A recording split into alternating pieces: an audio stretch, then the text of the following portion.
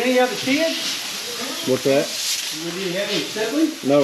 I've been hunting it, Josh, as you got right here, that little alcove. Mm-hmm. Well, she's been going that way, back towards that road, which is the way we come in. Yeah. And you can hear pretty good up here. You follow me? Mm-hmm. But you just got to stop her. Go ahead and think, girl. Yeah, but she'll go that way. And then, if she don't clean it, she'll come back. What are you doing, idiot?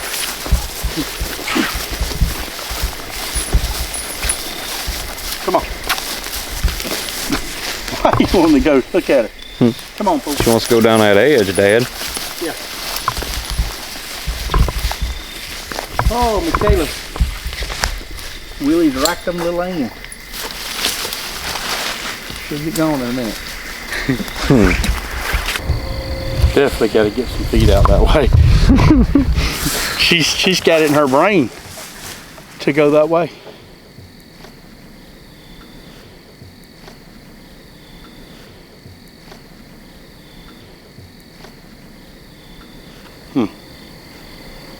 What if you walk her down there in that ditch about another 75 yards and cut her left? I don't know, but the thing I like about it's been working for me, so. You won't ever catch she's done that in, right? Yeah.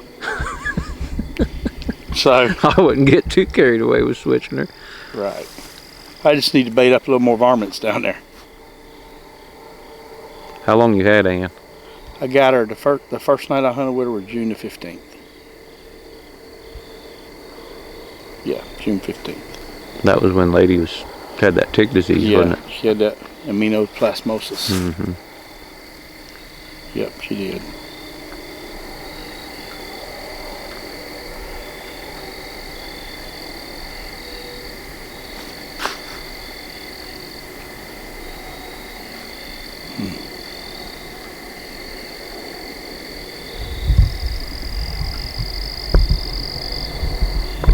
What is that, a helicopter? Sounds like it. It's a loud joker.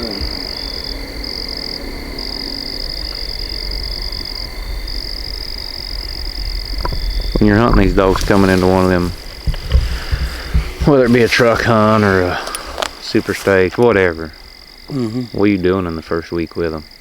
Or that week before? Because, I mean, most of the hard work is done before that. I'll be honest with you, the week before a big hunt, one that I've hunted and gotten ready, I normally, believe it or not, try to go out.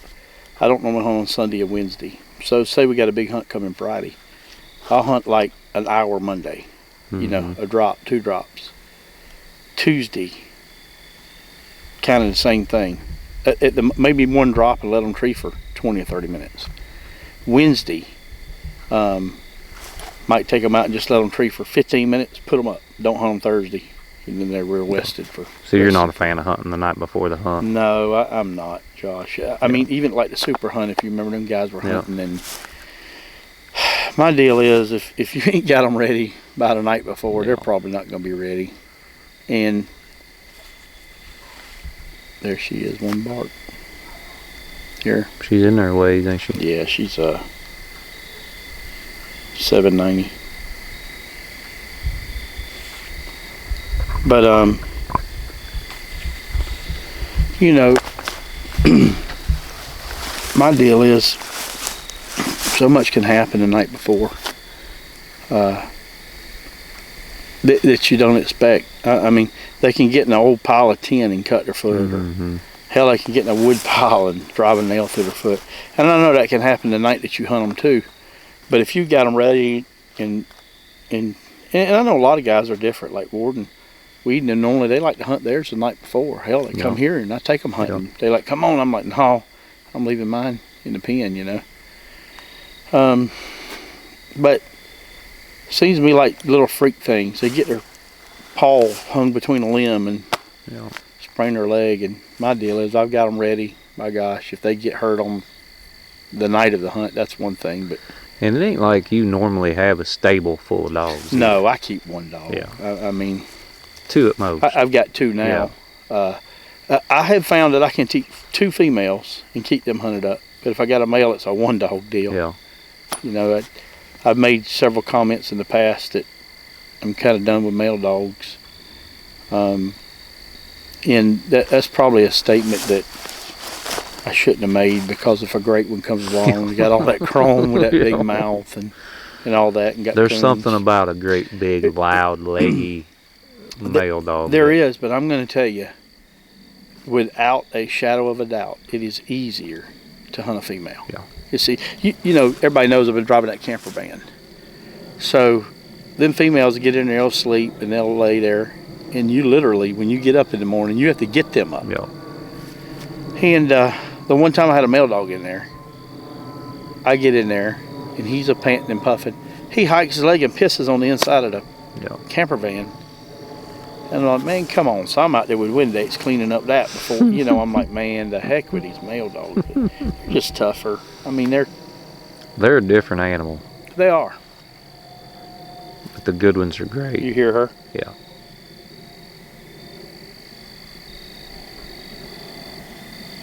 You want to get closer so we can hear? Let's do it. All right, let's go. So I cut there. She strikes in here. And the tree's right here. She ends up right in here. Yeah. But she likes that right edge. But she likes that edge. Yeah. You know, right down through there. And obviously, a couple of times she's hooked up through here. So I probably need to go right down there and focus on just in case. Put it on the corners. Mm-hmm. She might try to get out of, you know. Any point where she can egress out and blow out is where I'd put it. Yeah. Yeah, like right in here. Yeah. So she comes down that edge.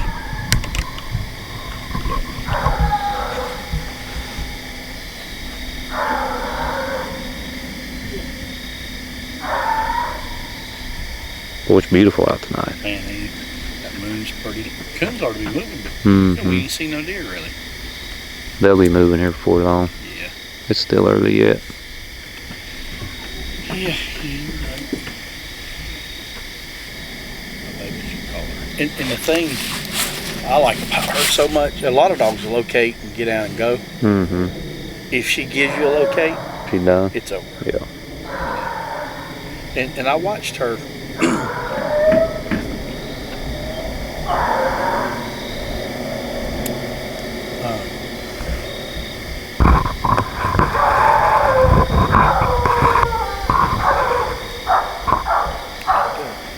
That was about as sorry a locate. I say that I was just bragging about her locating. That's the worst one I've ever heard her Worst give. one you'll hear out of her. But that You can still call her easy. oh yeah. But that is no track. That was not a moving track at all. That's a whole feed track. But the thing again, like I said, when she does that, she'll be there. Mm-hmm. And I think I've watched on that Garmin. She'll strike a track and kind of pop it through there, and you'll see her. That Garmin will show her treed, Mm-hmm.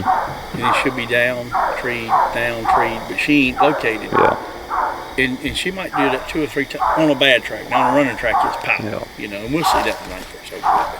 She treed the other night in the finals of that side-by-side hunt for a little bit with no locate. Yeah, she did. And I noticed you didn't even slow down. Right, You just kept walking. right.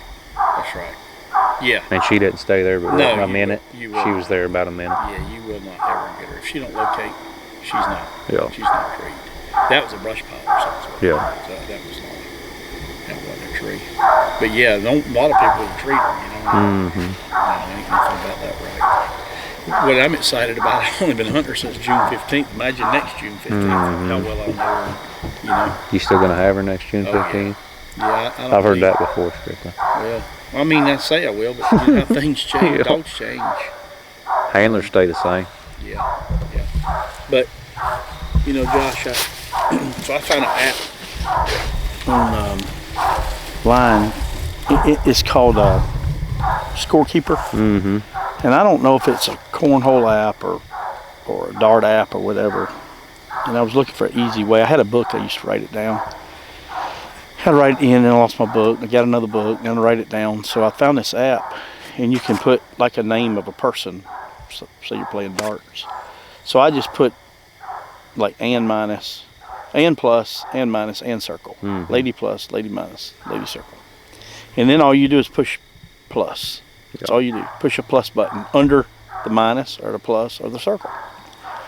So I'm going to tell this, but it's hard to believe, and I really don't even want to tell it because I'll have 1,000 people say, "Yeah, crazy as hell."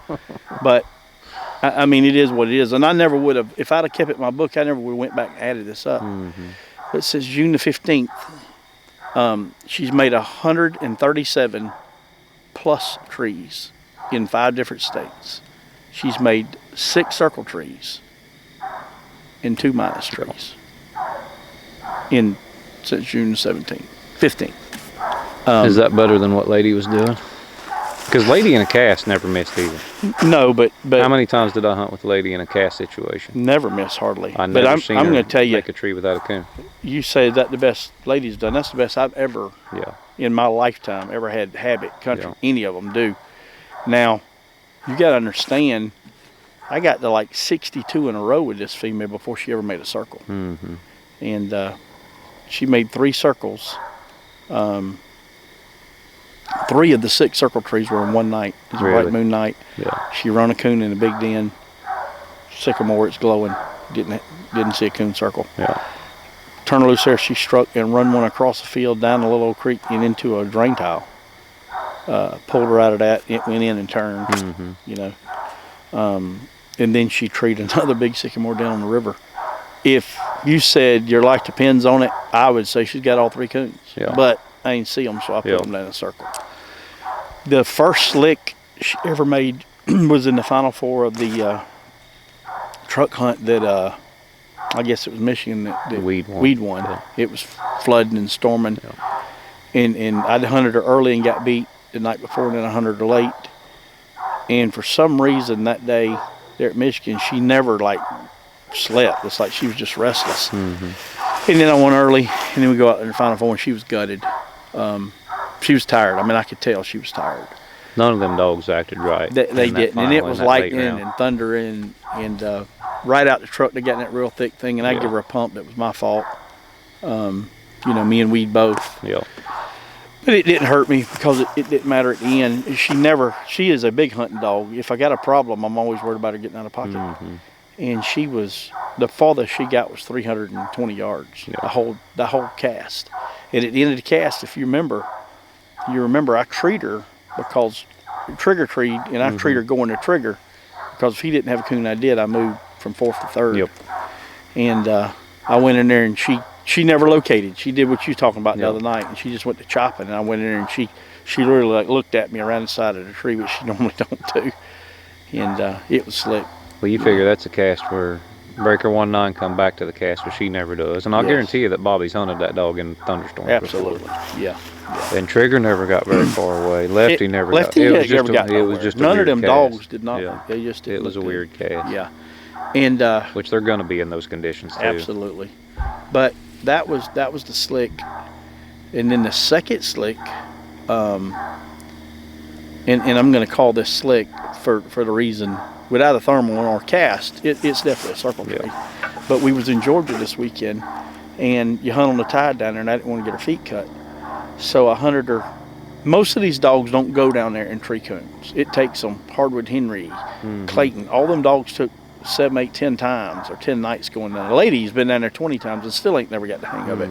There's so much coon scent. The coons smell a little different. They're in that marsh. They're muddy. They come back. They feed up. They lay up, and then they go back out. So high tide was at 7 o'clock. Well, at 7 o'clock, it's still daylight. So you're hunting on the outgoing tide. If the tide gets too far out, then their coons get out and feed on them oysters. Yeah. Dogs trail out, then their feet's cut, and you're down for 3 weeks. So I was like, man, I told my dad, so we can run down here and have a couple drops. So the first night, I cut her 3 times. She treated 3 coons. I think it's very important when you go to a different part of the country, the first coon that dog trees to shoot it out. I just have always said, hey, if they're a little different, they get hay. She treats a coon right out the rip. I shoot it out. She treats 2 more that night. I put her up. Well, the next night, she treated, I treated 11. She made 11 trees. She was 10 for 11 in 2 nights. So the next night, she made her 10th tree. I cut her off that. And Doug was there. Doug's like, let her go again. So I cut her again. and she went across the island, went all the way down the side of the island, and she was going to come back across. And where she was going to come, we call it the dock. There's an old dock out there, and there's a lot of oysters around it. And I said, pull down here real quick. And I threw the light out, and you can see the oysters were already sticking up out of the water. And I said, hey, pull right down there. I'm not going to let her cross this road. And Doug he didn't know no better. What I meant was just pull, so, you know, from maybe where she's here to now. Well, Doug pulls, he's got his Garmin, and he pulls right up on her. And when he does, she had been showing treat a couple times, a couple trees in there. And when she does and she don't locate, she just falls treed. And she trees there, and I walk in, and she's got a big oak, or I'll say a big oak. She's got a 12-inch oak. It was green. It was definitely circled. I got a thermal. It didn't touch nothing. There was no coon. Yeah. But 40 feet behind it was a live oak that a limb run to it. It was, 30 feet away, and there's a coon sitting 8 foot off the ground. Yeah. Literally. So I feel like she probably would have treed that coon if we had left her alone. And then she'd have been 11 for 11 down there, but she didn't, and she didn't have a coon. I could shine it with a thermal, so I showed it as a minus tree on my little scorekeeper card, which it don't matter. Does it get to the point where maybe a minus tree every now and then might make you feel a little better? Man, it's because when they become automatic, I'm always so worried about something blowing up when they're that good. I have always felt that way. Yeah. I've always felt that way. With Lady, I'm always like, man, she's been so good. A bad tree's coming. Yeah. This dog here, out of all the dogs I've owned, I'm not telling you she's the best coon dog. I'm not telling you she's the classiest. I'm not telling you she's the biggest winner ever. I'm telling you she's the most accurate dog I've ever owned. Yeah. And will that win? I think so. I mean, heck, we've won 41,000 since June 15th, and really ain't won nothing. We won Michigan, but other than that, we've been second and third and fourth, added up the other day, I got beat on tiebreaker at a 125 grand. She jerks a coon out the gravity wagon here before the casket's there. That puts me in a 25,000. She could easily been since June 15th around 85,000. Yeah. With a little bitty break. So she's got me pumped up, but I'm not over pumped up because from June 15th to now, she's looked really good. But what happens in December? What happens in January? What happens in February? JR and Ellis and them say, hey, she's better than. Eric Emery swears he shot over 300 coons to her last winter, and she's better during the wintertime. She strikes me as the style of dog that's going to be better in the winter. If she is, I'm really excited, But we'll see. I mean, time will tell. And it's like you said, will you be hunting her? I hope so, and I think so. If she keeps doing what she's doing, absolutely. Yeah. And everybody's about that first strike, automatic strike dog. This dog is an automatic strike dog. She's an honest strike dog. If she barks 50 foot in front of you, you can strike her and not worry about it. Cross your arms because she's going to keep it open. But they can do all that. They can all that stuff they want, Josh. But there's one thing: if you want to win her, you got to have a coon. Tree a coon. Have a coon, not a den, not a grapevine where a coon was, not a hole in the ground. A real live raccoon. I think that's more important now than it's ever been. Absolutely. When you turn loose, if you make a den tree, these caliber dogs that we're hunting against, you pretty much can go to the truck. I mean, very seldom can you not. Anyway, let's go see what this animal's got. Let's do it.